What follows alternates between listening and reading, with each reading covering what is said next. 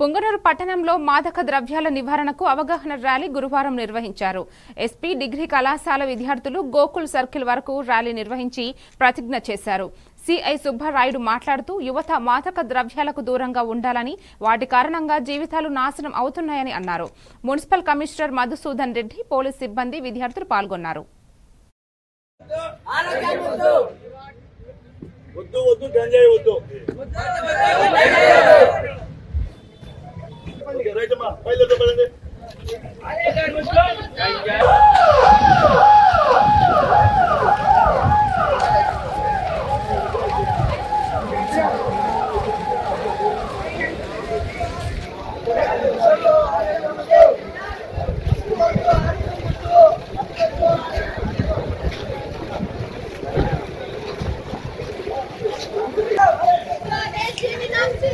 రవాణా వ్యతిరేక చట్ట దినోత్సవం సందర్భంగా రాజశ్రీ చిత్తూరు జిల్లా ఎస్పీ వారి ఆదేశాల మేరకు విద్యార్థులతో భారీ ర్యాలీ నిర్వహించడం జరిగింది.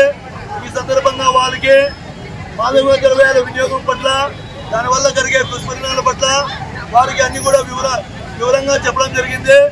మరియు విద్యార్థుల చేత ప్రతిజ్ఞ కూడా చేయించడం జరిగింది.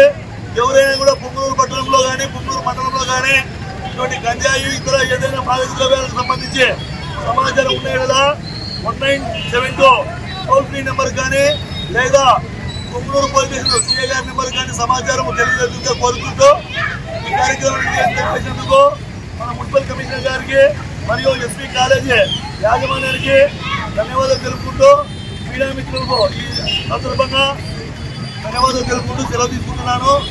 Thank you very much. మరియు నా కుటుంబాన్ని, నా ప్రియమైన